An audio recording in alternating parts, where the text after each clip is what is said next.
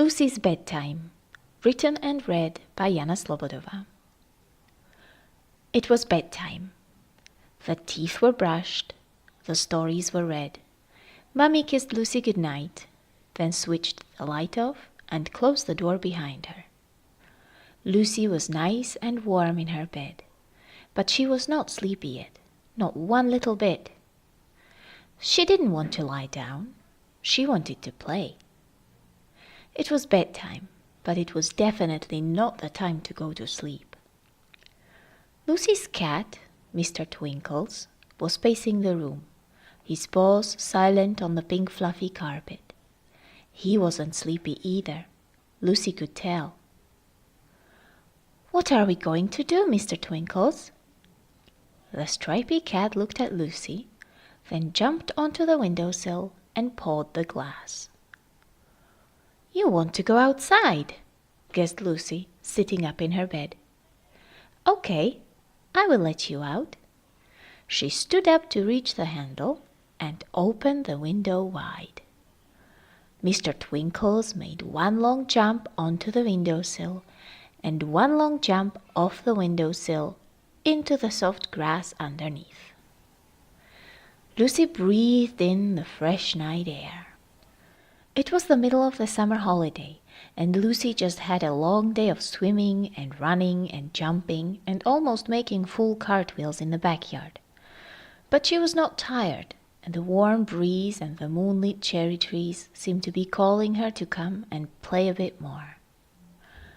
Mr. Twinkles sat under the window, head to one side, looking at Lucy with a question in his eyes. "Are you coming?" So Lucy took a deep breath and slipped out of the window and down onto the soft, wet green of the neatly trimmed lawn. She looked around. The dew-covered garden sparkled in the moonlight. The stars were many and bright, and everything was peaceful. "Let's go," she said to Mr. Twinkles, and off they went in search of friends to play with. First, she decided to go and see what the chickens were up to.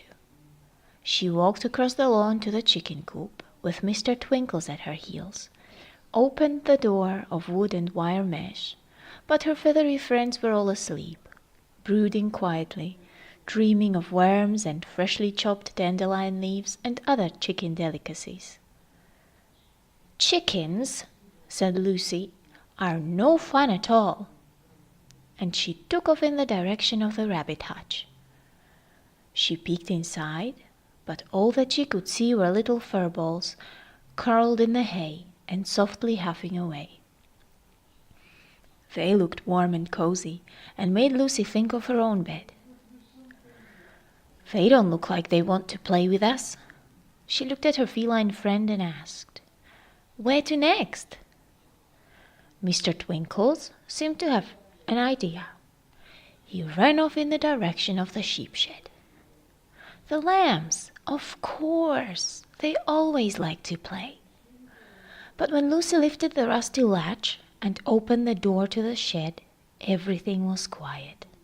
The lambs were but two white woolly cushions pressed against their mummy's warm tummy. That made Lucy think of her own mummy, and how she likes to sneak into her bed and cuddle her at night.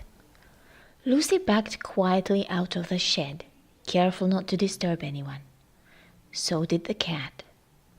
"Do-it-do-hoo!" cried someone from the trees beyond the garden fence.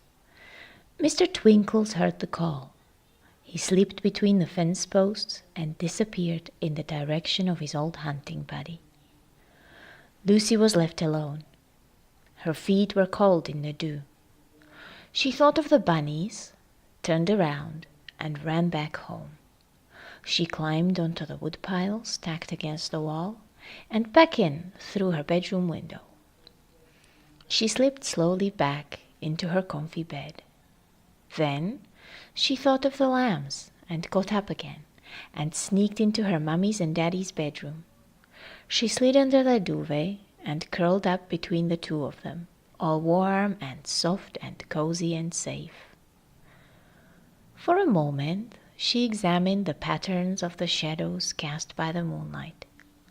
She wondered if maybe the whole world was asleep, except for her and Mr. Twinkle and his old friend.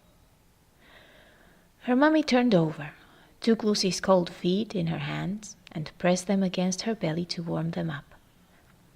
It was bedtime. Lucy let her eyes close and drifted off into the land of tomorrow, dreaming of cats and owls and moonlight and other things than one can see in the night.